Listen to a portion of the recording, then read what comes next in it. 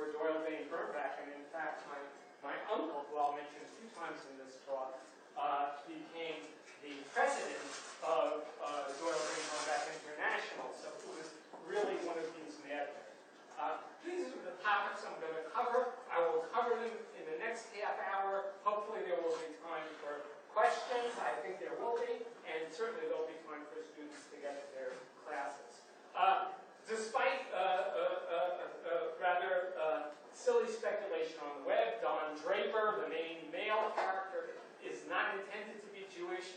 Quite the contrary, Matthew Weiner, the creator and the director of the show, I think very cleverly set up Sterling Cooper, the fictional agency in the show, as one of these old-time, old shoe, white shoe, we might say, advertising firms that were highly resistant to hiring white ethnics, whether they be Italian, Jewish, or Irish. And I'm going to come back to that at great length in this talk. So John Draper, definitely not Jewish, but you can't really do a period piece about New York, about advertising, and about the 1960s without letting a little Jewishness seep in, and the two major characters who are identified as Jewish are these two. And again, if you're not a fan of the show, just bear with me a minute or two more.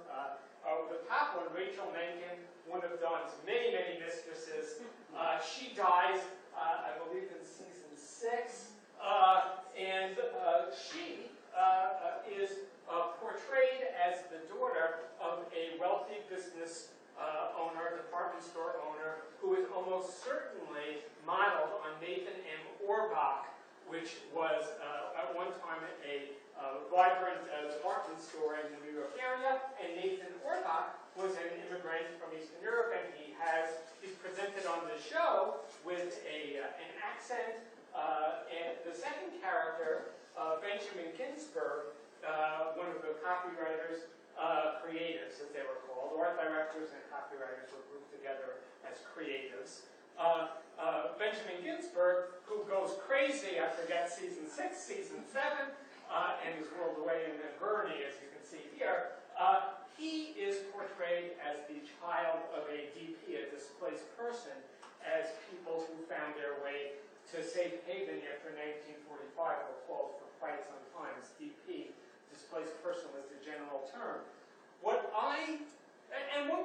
One could actually laud Matthew Weiner on this point of kind of breaking stereotype a little bit, but I was struck by the fact that the portrait of the two most prominent Jewish characters in this TV show were most definitely not representative of the sort of people who were working at Doyle Dane Bernbach in the 1950s, 1960s, and 1970s, my father and uncle included, and I'm going to really talk about that a little bit more, but these were second generation children of people who had come with the great massive Jewish plus migration from 1881 to 1920. They had grown up in American New York public schools, went to American colleges, and they were most entirely part of the American scene. And these were the people who created a lot of the ads that I'll talk about. So I thought it was interesting that the characters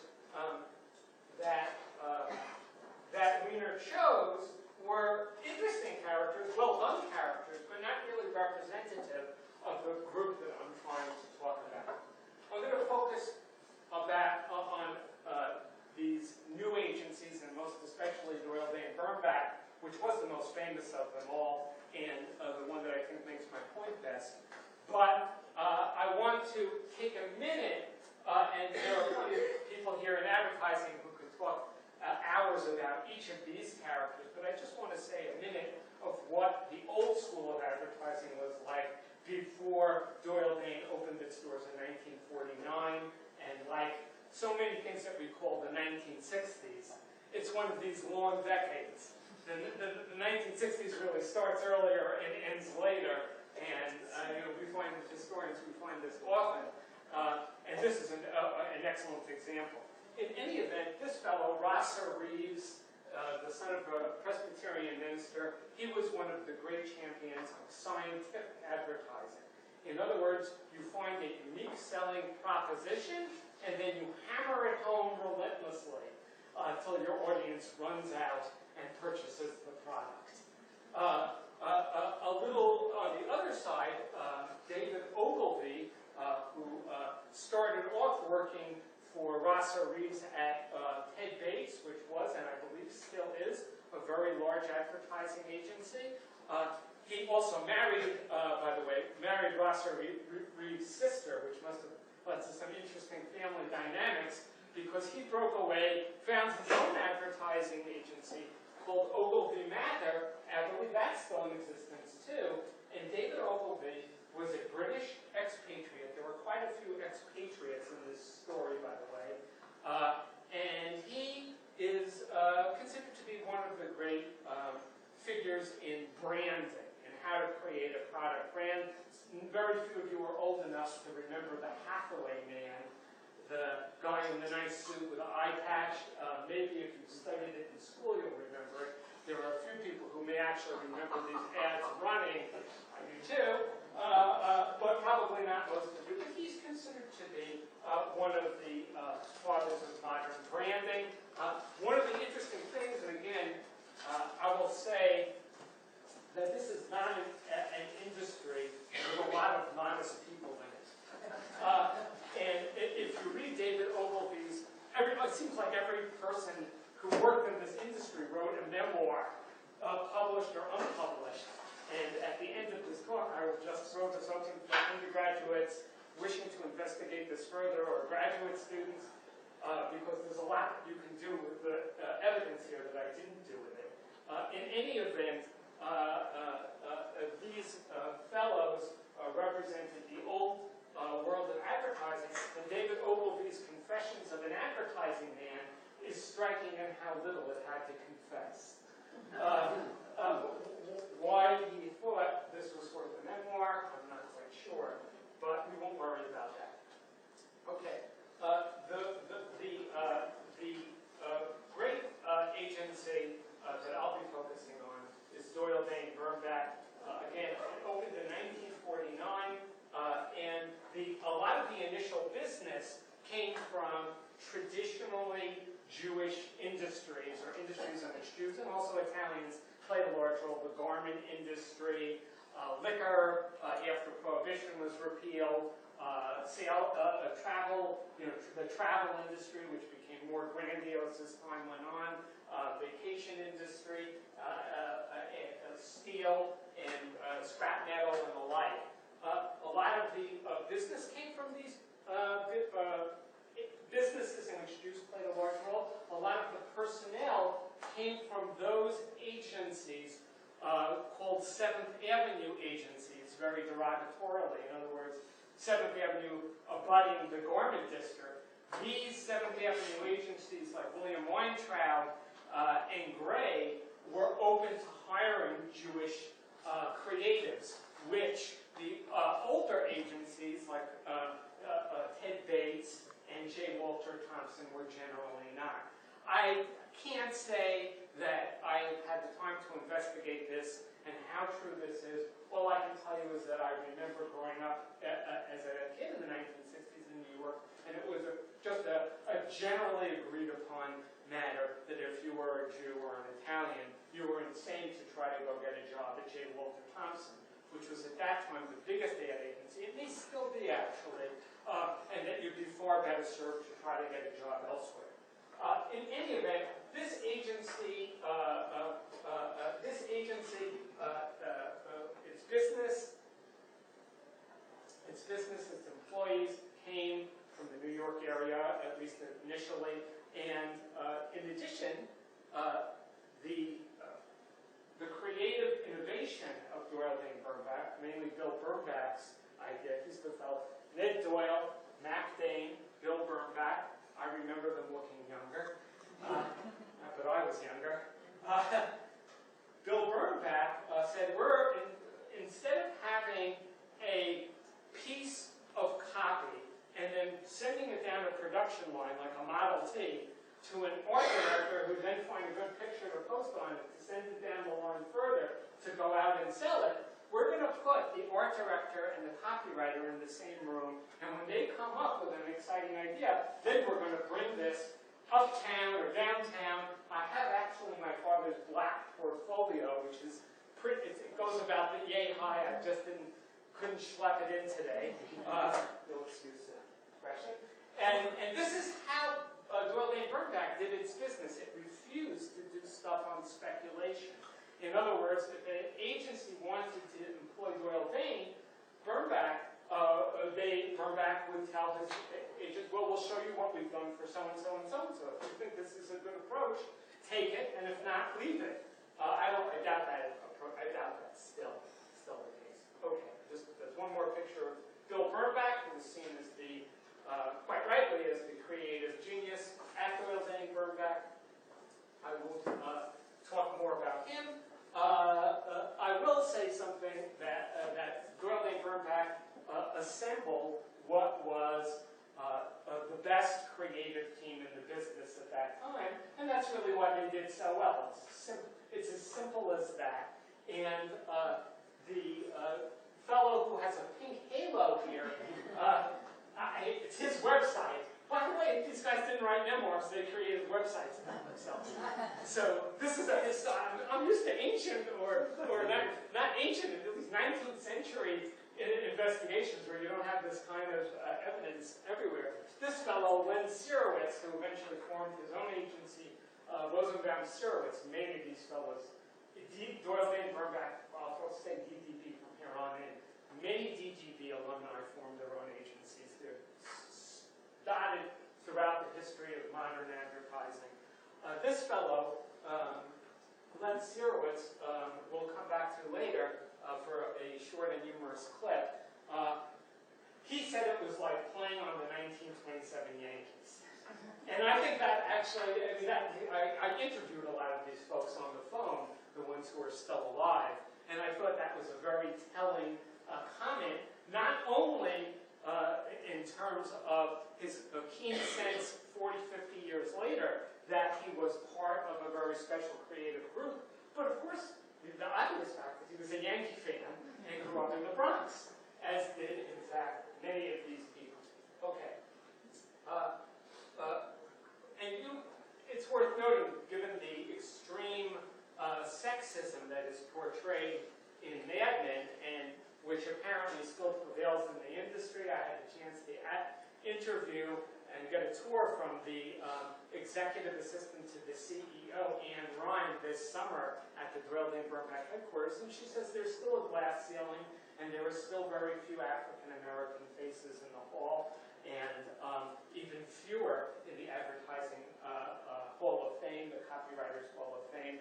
So the sexism and the racism that Mad Men portrays, I don't want, it's not my subject today, but somebody could certainly look into that more, because it's still, I think, there, at least at the very top. But having said that, this woman in the front, Phyllis Robinson, a New Yorker, a Jewish woman from Manhattan, she was in fact Doyle Dane Bernbach's first creative head. So she was the first woman to be the creative head of what became a major agency, although to be sure in 1950 it was not a major agency. Okay, let me get to everything I've done so far. I think you could have done by just watching the TV show. So now let me go into a little bit of my own, what I would call sort of research into this area. I'm not an American historian, but here's what I discovered. One thing is that when we're talking about the Jewish character, we really mean the white ethnic character. In other words, most of the people at Doyle Dane Bernbach, Jerry Delafemina, Ned Doyle, Matt Dane, Mary Wells, some were WASPs. If that term is still acceptably used, I'm not sure it is, I just used it. But many were Irish and Italian, and they also faced considerable discrimination. And the stereotype was to have an Italian art director, a Jewish copywriter, and an Irish account agent who would garrulously sell the product. And I have to say, although it's a caricature, I think it's pretty well borne out in many instances. We also have, and this is not something that anybody really talked about, but I discovered, you had a lot of expatriates. One of the first people to work on CW was a fellow named Helmut Krohn, very big in the world of advertising, considered one of the great art directors. He had a very great conflict with his parents and left Germany for New York rather deliberately. Ken Matsumoto was in one of the detention camps in California and was drawn to New York and away from an insular Japanese American community. So Doyle Dane Bernbach and the other new agencies were magnets. New York has always been a magnet, and Doyle Dane Bernbach and its progeny were an especial magnet for people who didn't think they were going to get a very even shake in other agencies. So I think it played an important role there. As far as I can tell, every single member of Doyle Dane that I interviewed and even asked about was Democratic and liberal. So I won't even belabor that point. I'll just say that Mac Dane, one of the owners, made it to number 4 on Nixon's enemies list, which I think is quite impressive. Julian Koenig, the father of Sarah Koenig, who some of you may listen to on National Public Radio, he is the fellow who coined the term Earth Day, and if it is where it's supposed to be, my next slide will be a 1-minute negative political advertisement from the 1964 Johnson Goldwater campaign. Yep. My son, my 18-year-old son in high school, recognized this immediately. And since it's from 1964, I said, how do you know what that ad is? And he says, we took it in APUSH, American AP US history. This is, if you haven't seen it, it's worth a minute of your time. 1, 2, 3, 4, 5, 7, 6, 8, 9, 10, 9, 8, 7, 6, 5, 4, 3, 2, 1, 0. These are the stakes. To make a world in which all of God's children can live, or to go into the dark. We must either love each other, or we must die. Vote for President Johnson on November 3rd. The stakes are too high for you to stay home. Well, let me keep speaking. And let me say that I have one more clip like that to show. And sorry, just give me a second here. The interesting thing from a historian's point of view that I discovered about this is what, if you were doing Roman history, you would call a prosopography. In other words, not only where people came from, but how they grew up, who they associated with, who they married. And I think that if someone were really willing to do a prosopography of the creative revolution of the 1960s, it would be a pretty interesting inquiry. In other words, most of these people who got jobs at Doyle Dane Bernbach and elsewhere, they were the children of immigrants. They were not poor. They were emerging middle class, typically New York apartment dwellers, not really in the areas of first settlement. That is to say, the Jews were not from the Lower East Side. They were from the Bronx. They were from Brooklyn. They were from parts of Manhattan that were even tonier, like Julian Koenig and Phyllis Robinson. So they came from a particular part, not only of the country, but even of the city. They went to the same schools. Most of these people went to New York City public magnet schools, famously Stuyvesant High School, Bronx High School of Science, School of Art and Design. These were the high schools where most of these creatives that I could track down, I just worked backwards from the Advertising Hall of Fame, which I admit is the perfect way of finding a sample group, but it's one way of finding a sample group. Most of these people went to a lot of the same high schools. A lot of these people went to the same colleges. They went to the City College of New York, some of them, one of Professor Grinberg's specialities. CCNY was free, but guess what? A lot of them went to NYU, which was not, as it is today, $50,000 a year, but was still not free. You still had to pay a tuition. Of course, the NYU campus then was not downtown near Greenwich Village. It was uptown. So a lot of these people, especially the people who lived in the Bronx, had a fairly easy commute from the Bronx to the upper west side of Manhattan, and they attended NYU. The artists tended to go to Cooper Union, to go to Pratt. These are famous design schools that are still very much in existence and still turning out very talented young people. A lot of these Jewish madmen, and I guess I focused, when I say Jewish, what I really mean is white ethnic. A lot of these white ethnic madmen had never left the United States before they entered the military. And I found, interestingly enough, not that I do much with gender studies in my own work, but there is a definite masculinist pecking order involved in this whole thing. If you served in World War II, that trumps Korea. If you were a combat veteran, that trumped non-combat. And basically, the branch of the service also mattered. This was driven home forcefully when I was interviewing by phone a really nice guy named Dominic Marino, who's an art director. I said, so were you in the Army too? Now, I grew up after the mandatory conscription. And he rather angrily, and using a few expletives that aren't fit here, said, I was in the blanking Marines. In other words, don't you confuse me with general infantry. And actually, I thought this kind of made a little more sense of a family picture that I remembered from my grandmother's home in the Bronx, which had a picture of my uncle, who was an Air Force captain. Very big picture, very proudly displayed, but none of my father, who was, as they say, a grunt. I never made it past private. So, one more slide of this nature, again, prosopographical approach. Who did these women marry?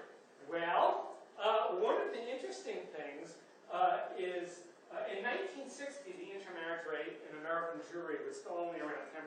By the end of that decade, it had gotten higher, but still nothing like the 50% of today.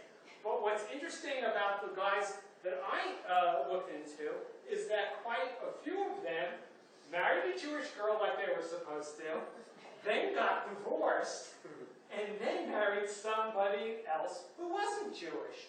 And I will say, first of all, in this matter, Bill Burback was a little bit ahead of the curve. Not only was he a bit older than some of the people that I'm talking about, but he met and fell in love in Shenley's whiskey distributor's mailroom, an Italian-American named Evelyn Carbone. They remained married till he died, I think 50 years or so.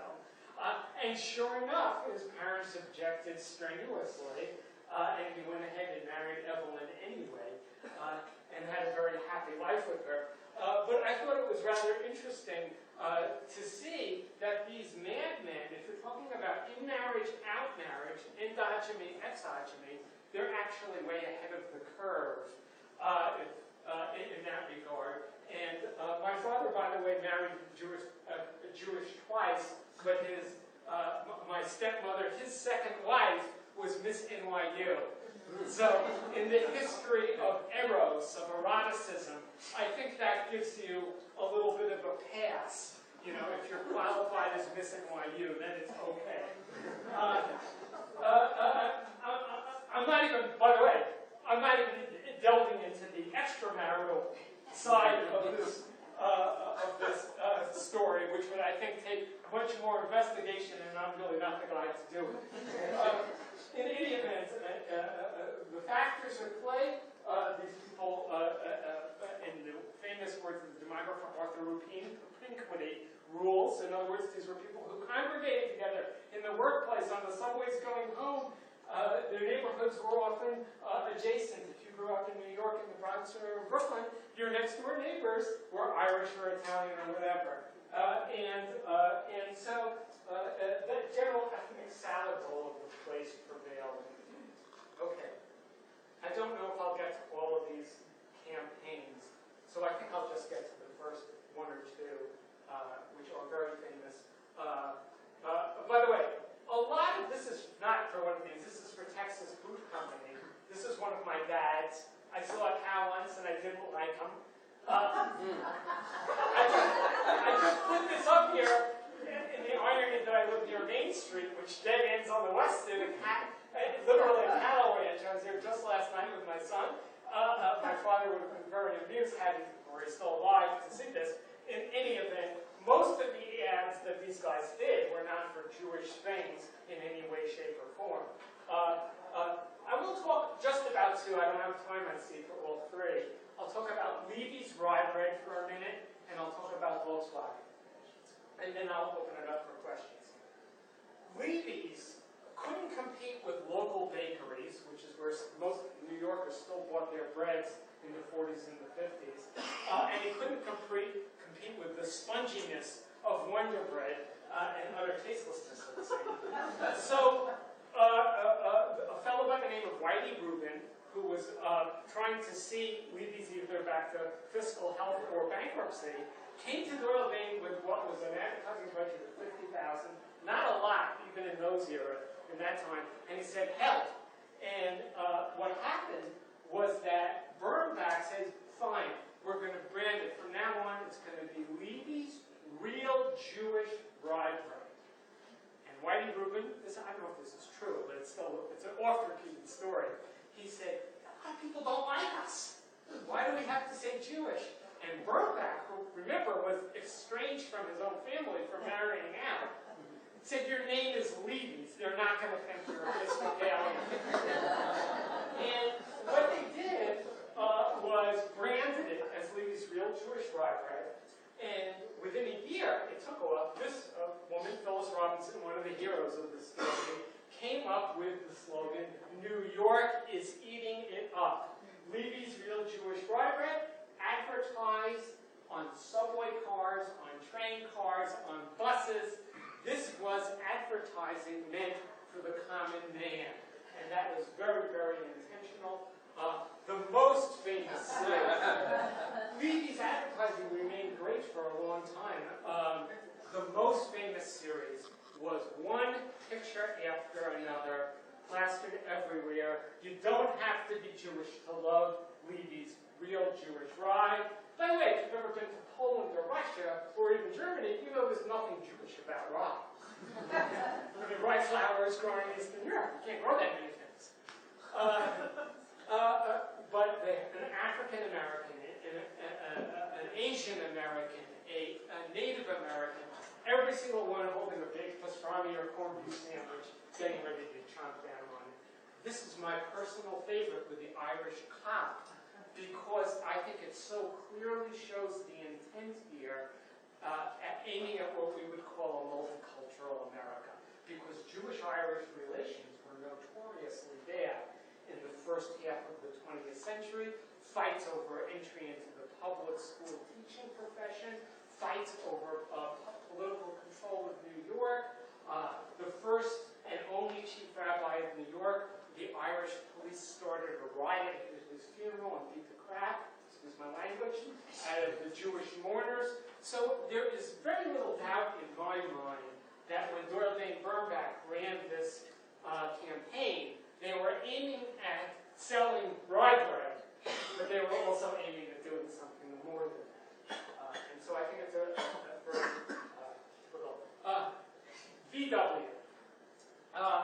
The most celebrated of all advertising campaigns is the campaign Doyle Bain Birnbach did for Volkswagen cars. And in fact, there's a whole book about that. Actually, there's a whole book about the Daisy advertisements as well. The show Mad Men, if it did nothing other than entertain us, reignited interest in this very important industry. George Lois, who grew up in the Bronx, like a lot of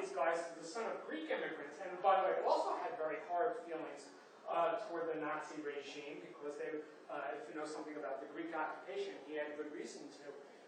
He put it pretty succinctly here. The challenge is we have to sell a Nazi car in a Jewish town, referring to New York, of course. And what came next was a series of truly innovative advertisements, which people in this room could explain why they're so innovative much better than I could. One of the first, Think Small, my uncles, with a tiny little VW off-center. This was in the era when the way you sold a product was up front, big, 3 lines of copy, ram it down their throats till they bought it. And this, of course, is understated both in terms of the picture and in terms of the caption. There's another one, lemon, and then the copy explains how no lemon, no bad car will ever roll off of a VW assembly line because of their stringent quality controls. This is, I think, later during the 70s gas crisis. One ad with a guy holding a gas pump to his head like a revolver and the caption just read, "Or buy a Volkswagen." And then this one, which for filial-pietistic reasons I had to include. This is my father's, for which he won quite a lot of awards in 1969, the year of the moon landing, and that's, of course, for those of you really young, which is a lot of you, that's a lunar module, and the caption reads, "It's ugly, but it gets you." A self-deprecating comment about the VW Beetle, and actually, both pragmatic and patriotic, as most of these advertisers were. Remember, these were all fellows who had either fought or had, and had made it in America and heard from their parents how good they had it. Okay, this is a 3-minute clip. This may burn almost the whole rest of my time, but it's still worth it. Did you hear that other clip? I don't know how to make it louder. I think you'll still think it's worth it. I'm going for it.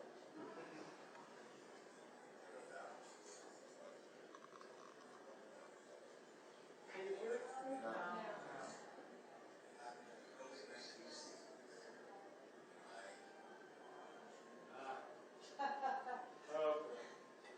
I don't know how to get more volume here. Okay. You know what? Anybody who wants, I'm going to just do it. Okay. And anyone who wants, I'll forward this and they can hear it in their office. This is Len Siritz, the guy with a pink halo from several slides back. And he's explaining how he and my uncle were over in Wolfsburg, Germany, and sitting across the table from people who they were quite certain had fought in the Wehrmacht during the Second World War, and how they were having this dinner meeting explaining their strategy for selling the VW Beetle in the United States. And as they're sitting there and eating, one of the German VW people is saying, "Yes, Germany's in such a bad state now, we would have been so much better if we had won those 2 wars." And I'm not doing justice. Please email me and I'll send you the clip. You can watch it. Len Siritz is a lot more humorous than I am. And Len Siritz is saying, and I can see Bob Levenson getting redder and redder and angrier. And then my uncle apparently diffused the tension by turning to the guy. And he said, "Yeah, you lost 2 in a row." And the VW chief executive, who was aware of the dynamic that was playing out here, said, "Hans, I think you just lost the 3rd one, too." It's a very, very funny clip. Remembered by Len Siritz, a very, very successful advertising executive on the occasion, I think it's the 30th or 40th reunion of the original Doyle Van Hornbeck Creative Group. So, I'll just jump past all the allow stuff that I had. It always takes longer when you're doing it in real life. And I'll end. I'm so delighted that my colleague Paul Gilead is here. another New Yorker, who has interrogated prospective job candidates with the question, why should I care? So even though I'm not an American historian, and truly you would need to be to answer some of these questions well, which I'm not attempting to do, I think I can at least formulate a question, why should we care about this at all? And I would say, first of all, it seems to me the advertising world in the 60s and 70s is one of the great places where one can study the formation of white ethnic identity in America in the post-World War II era. I know this is a subject of a lot of literature, most of which I haven't read, but I can say that one place it seems to me that would be worth looking is in the locus of businesses which attracted people who felt, probably correctly, that they were discriminated against in other areas of business life.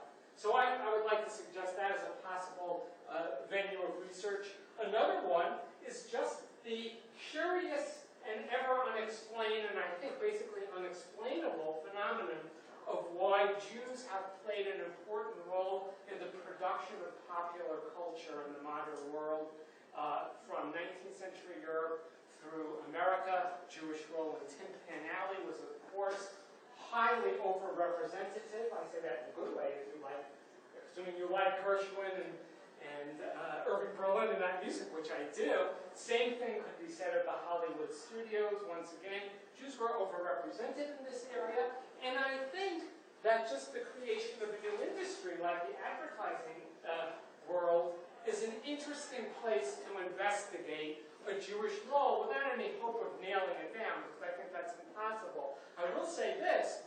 When it was formed, it had a budget in the thousands. When it was merged in 1886, it was billing $1.2 billion a year, and now, having merged once again into a company called Omnicom, which I think is a name so horrifically corporate that my uncle and my father, were they not already gone, would be gone again. Omnicom. Horrible.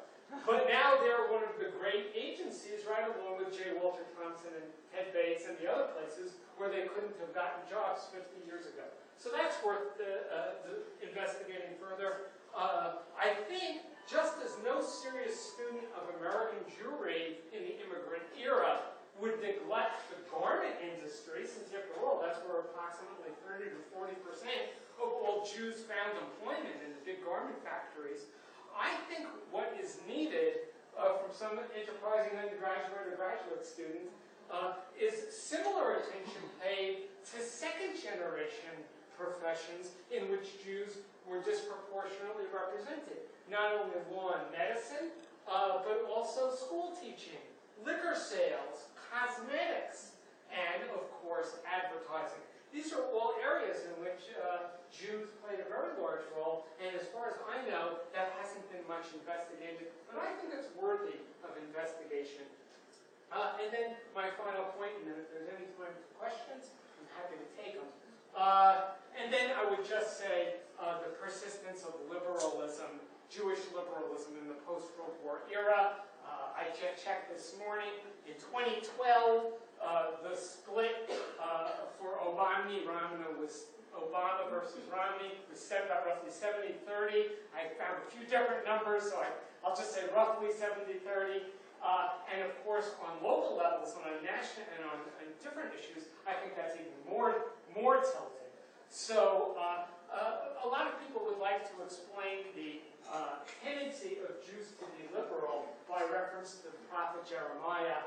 I think that, or other ancient biblical or Jewish traditions, but I think as a historian, I would always look for proximate causes before I threw a Hail Mary, you should excuse the expression, to the ancient world and appeal to some hoary Jewish traditions. So I would say this is yet another area of investigation. In other words, I think there's a lot of talk about this today as America seems to be bifurcating politically. But I'm not so sure it's that new. And I think if you look, you would find a lot of these white ethnics in New York, and they are really the subject of my study, not just Jews, A lot of these white ethnics in New York were part of the New Deal coalition. They lived next to each other.